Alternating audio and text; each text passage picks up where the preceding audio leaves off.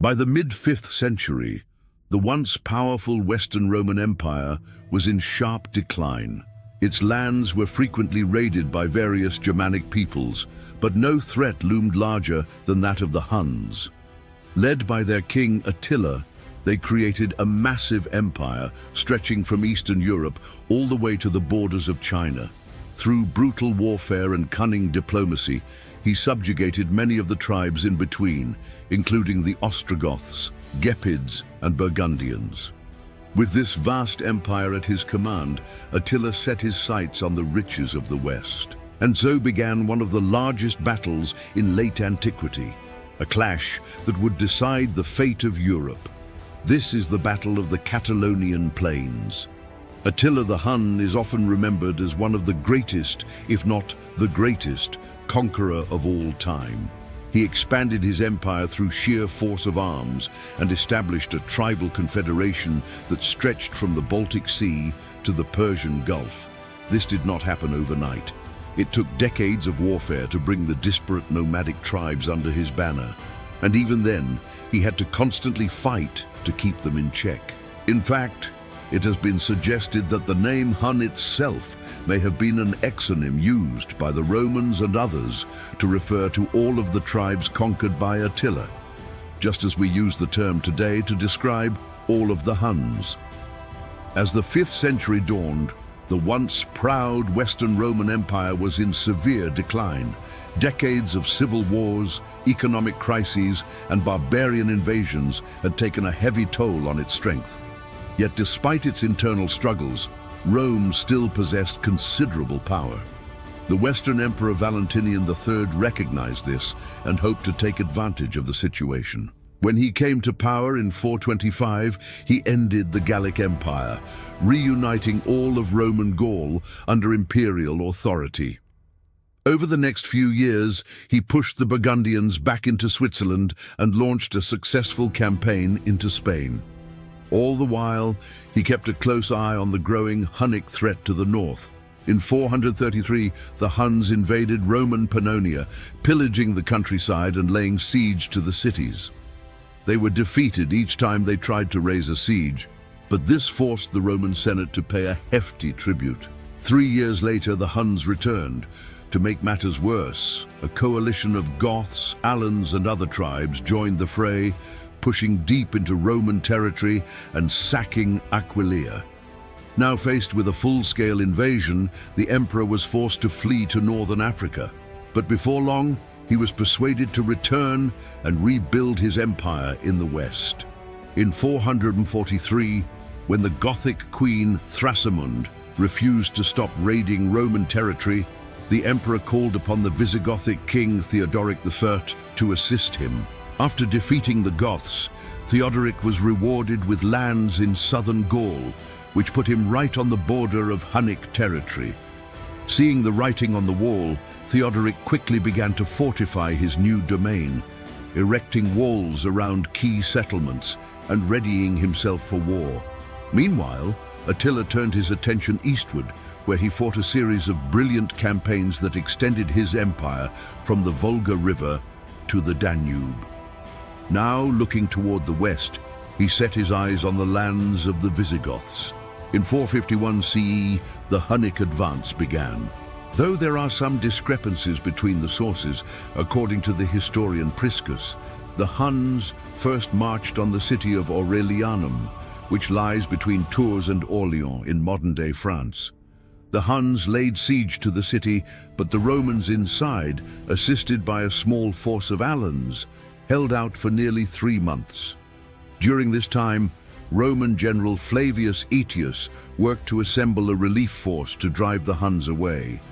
Soon enough, Theodoric and his Visigoths arrived with 80,000 warriors, bringing reinforcements from the Burgundians, Franks, and others. The Alan contingent also grew to an impressive size, numbering about 20,000 men. When the bulk of the Roman army arrived, Attila realized that he would soon be caught between two powerful forces. To his front were the Roman Visigothic coalition, and behind him lay the city of Aurelianum, whose defenders were now eager to exploit any weakness within his ranks. Knowing that he could not win a direct engagement against such odds, he chose to withdraw northeastward, hoping to find a better position from which to defend himself. According to the historian Jordanes, when his soldiers asked him why he was retreating from the battlefield, he replied, "It is not a disgrace for a king to flee, provided he makes booty on his retreat." Indeed, as he fell back, the Huns pillaged the countryside and harassed the rearguard of the pursuing coalition forces. After 4 days of marching, Attila reached a large open plain near the river called the Catalonian, which flowed into the Saône. Today it is known as the Plain of Orleans, but in those days it was a wide, grassy field favored by horse riders and light infantry. There, Attila set up camp, fortifying it with wagons, and prepared for a decisive battle against the coalition. At this point, the size of the opposing armies differs greatly between our sources. Jordanes, who wrote in the 6th century, claimed that the Roman Visigothic side numbered 80,000 men, whereas Priscus, who witnessed the battle firsthand, said the coalition had around 200,000 warriors. While modern scholars generally believe Priscus's figures are exaggerated, the numbers likely hovered somewhere in between the two accounts. On the morning of the battle, the two armies arrayed themselves on the plains. Both sides desired to control a nearby ridge, which would give them a significant advantage over the other. The Visigoths, led by King Theodoric I, were the first to arrive on the scene, and they swiftly secured the high ground. Thus, when the Romans and other coalition forces showed up, they were forced to settle for positions on the lower ground. Attila, meanwhile, placed his elite warriors on the far right wing of his line, while his lesser troops occupied the center and left flank. Most of his cavalry was kept in reserve, ready to be deployed as needed. With the armies set, the battle began. From the onset, the Huns attacked furiously, though their initial assaults were repelled. Now, the Romans and Visigoths were accustomed to fighting in the classical manner, relying on the sword and shield, whereas the Huns used bows and arrows to harass their opponents from afar. Yet the Roman and Visigothic infantry were unable to withstand the constant barrages of arrows being fired at them. So after several hours, the Roman general ordered his men to scale the nearby hills and gain the upper hand. But when they attempted to do so, they found that the Huns had anticipated their move and had already fortified the summit. Frustrated, they retreated back down to the lowlands. Throughout the day, the Huns assaulted the Roman Visigothic lines again and again. All the while, Theodoric remained resolute, refusing to budge from his position. As dusk began to fall, the battle grew increasingly fierce. Then, in a moment of carelessness, Theodoric is said to have been mortally wounded. One account claims he was trampled by his own troops, while another says he was struck down by a Hunnic arrow. Whatever the case, his death threw the Visigothic army into chaos. King Thorismund, Theodoric's young son, barely escaped with his life. Seeing the disarray among the Roman Visigothic ranks, the Huns pressed their attack, driving them back across the Catalonian River. At this point, the outcome of the battle seemed assured, and it looked as if the Romans and Visigoths would be routed. But the following morning, Thorismund rallied what was left of the Visigothic army and charged into the Huns, forcing them to retreat back across the river. Seizing the moment, he pursued them relentlessly. For 5 hours, the Visigoths fought bravely, pushing the Huns closer and closer to their fortified camp. Realizing that his position was becoming increasingly untenable, Attila dispatched his cavalry to harass the Visigoths and draw them away from his camp. Meanwhile, the rest of the Hunnic foot soldiers hurriedly gathered at the riverbank, preparing to defend their camp. Although the Huns were skilled horsemen, their infantry was not well trained and would fare poorly in a prolonged engagement. Therefore, Attila wanted nothing more than to drive the Visigoths away and have them fight the Romans in the open field, where their lack of discipline would be less noticeable. Attila's plan almost worked. The Visigoths broke through the Hunnic defenses and headed straight for the nearby village of Mousson. There, they slaughtered every man, woman, and child, pillaging the town before returning to the battlefield. Meanwhile, the Hunnic cavalry harassed the Romans, preventing them from joining the fray. By the time the Visigoths returned, the Romans had been driven back to the crest of the hill they had originally occupied. From there, General Flavius Aetius watched helplessly as the Visigoths entered the village of Mousson and committed atrocities. Once he realized what had happened, he sent messengers to Thorismund, urging him to abandon his pursuit of the Huns and come to help save the Romans. The Visigoth king listened to his advisors, who told him that the best course of action would be to consolidate his gains and return to Toulouse rather than risk losing his inheritance by getting bogged down in the east. And so, against his better judgment, Thorismund agreed. He withdrew his forces from the battlefield, leaving the Romans to fend for themselves against the Huns. Indeed, without the Visigoths to contend with, the Huns had little trouble driving the Romans back to the hills. When the dust had settled and the sun began its slow descent toward the horizon, Attila's forces had proven victorious. His generals urged him to press his advantage and push the Romans into the river. But the Hunnic king was already thinking about the future. He knew that the Visigoths were on their way back, and he had no desire to risk another costly battle. Instead, he spent the night in his fortified camp, preparing for the inevitable siege. He even went so far as to build a funeral pyre for himself, planning to burn his body after death to ensure that his enemies could not desecrate it. This did not mean he intended to die passively, however. He planned to fight to the very end and only use the pyre in the event that his camp was overrun. In the meantime, General Aetius wanted nothing more than to strike the Hunnic forces a crippling blow and finish them off once and for all. However, he feared that if he allowed the Visigoths to enter the siege, they might seize the city and grow too powerful in the process. Thus, he sent messengers to Thorismund, urging him to return to Toulouse and secure his succession. Reluctantly, the Visigoth king listened to his advisors and abandoned his pursuit of the Huns, leaving Aetius to deal with Attila on his own. In the end, the Battle of the Catalonian Plains resulted in a Roman victory, but only a short-lived one. The following year, Attila died of a nosebleed while relieving himself in his tent. Legend has it that he opened the tent flap, leaned out to see what was happening, and was decapitated by a tree branch. No matter the truth of the story, his death marked the beginning of the end for the Hunnic Empire. Within a decade, it completely disintegrated, releasing the peoples under its yoke and leaving the Western Roman Empire intact. But despite the victory, the Western Roman Empire was never able to break free from its long-term decline. Less than a century after the battle, it finally fell, ushering in the so-called Dark Ages in Europe.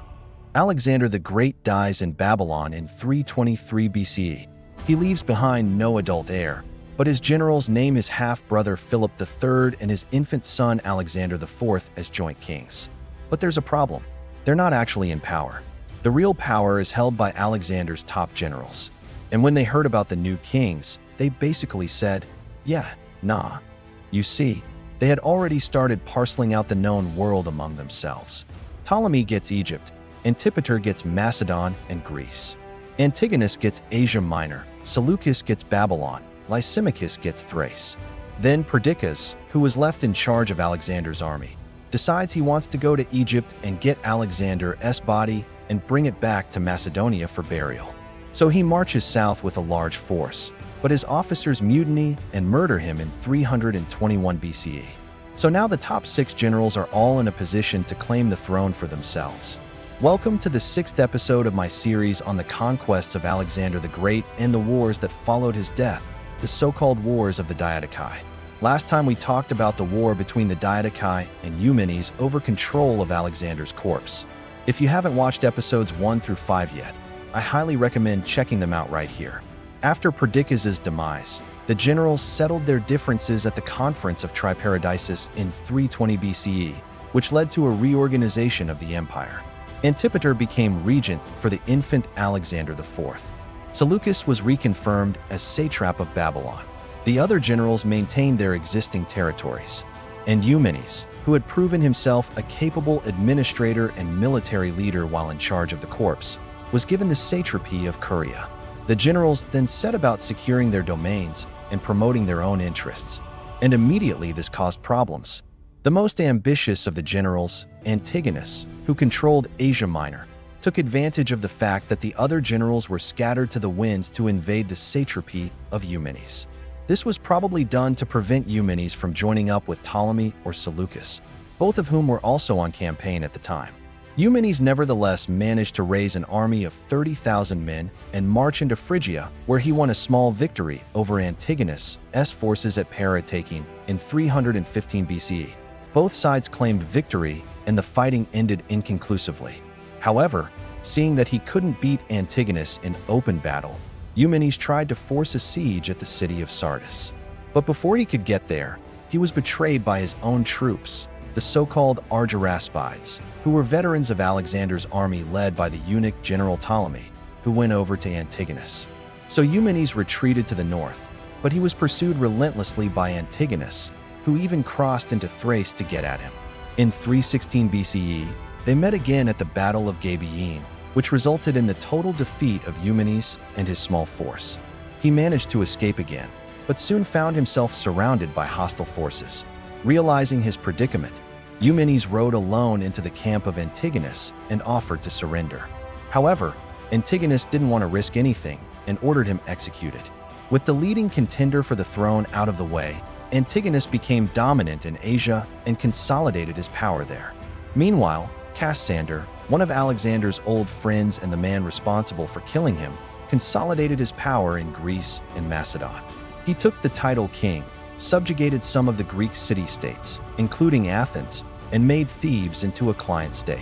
In Egypt, Ptolemy not only controlled that country but also Palestine, Cyprus, and parts of Mesopotamia. Seleucus, who had lost Babylon to Cassander, still held Syria and was based in Susa.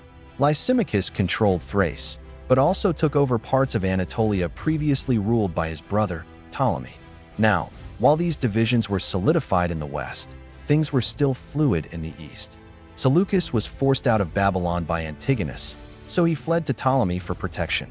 There he married the widow of Alexander the Great, thus giving him a legitimate claim to the throne. Soon after, Ptolemy and Seleucus invaded Syria-Palestine. At the Battle of Gaza in 312 BCE, they faced the army of Antigonus, who had come to relieve the siege of that city. The young prince Demetrius, son of Antigonus, who had been left in charge of the army, proved himself to be an able commander and achieved a stunning victory. As the Macedonian cavalry charged across the plain, Demetrius led a small group around the Persian king's camp and surprised his baggage train.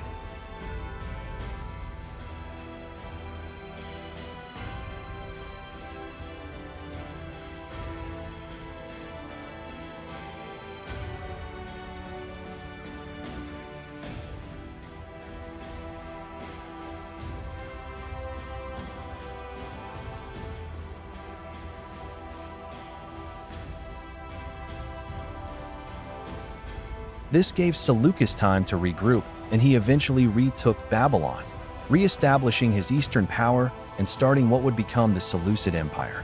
From there, he marched west to confront Antigonus and Lysimachus. Meanwhile, Cassander continued his policy of subjugating the Greek states and brought the Peloponnese under Macedonian control. He also moved into Asia Minor and fought against Ptolemy, who had seized some cities there. But neither side achieved any major successes. After settling things in Egypt, Ptolemy rejoined the fight and advanced into Anatolia. He and Seleucus defeated Cassander decisively and forced him to withdraw to Macedon. Now it looked like Seleucus was going to march on Macedon itself, but he got distracted by a revolt in Babylon and had to return there. So things remained at this stalemate for several years. In 309 BCE, Seleucus set out again to punish those who had revolted against him, but his forces were defeated by a coalition of local princes. When he returned to Susa, he learned that his brother Lysimachus had taken advantage of his absence to invade. Seleucus was forced to flee to Babylon, where he spent 2 years plotting his revenge. Finally, in 306 BCE, Seleucus assembled a new army and marched west. He defeated Lysimachus and captured his capital at Susa. And in 305 BCE, he defeated and killed Ptolemy at the Battle of the River Tigris, taking his kingdom of Anatolia. That same year, Seleucus also defeated Antigonus at the Battle of Ipsus. It wasn't decisive, but it did break Antigonus's power. Now, you might remember Antigonus from our last episode. He was the guy who killed Eumenes because he thought it would make his life easier, but it didn't. But enough about the past. Let's get back to the present. At Ipsos, Seleucus was assisted by the Indian king Chandragupta Maurya, who provided war elephants for the battle. These elephants played a critical role in the outcome, but more on that later. For now, let's get back to the story. After defeating Ptolemy and Lysimachus, Seleucus turned his attention to Antigonus, who had fled to the mountains of Phrygia. But after a brief siege, he too was forced to flee west. There he was finally caught at the siege of Alusa in 301 BCE. And despite being outnumbered 4-1, his cavalry was separated and Antigonus was isolated and killed in the ensuing battle. With that, the dream of reuniting Alexander's empire ended and the division of his empire into 3 main kingdoms was solidified.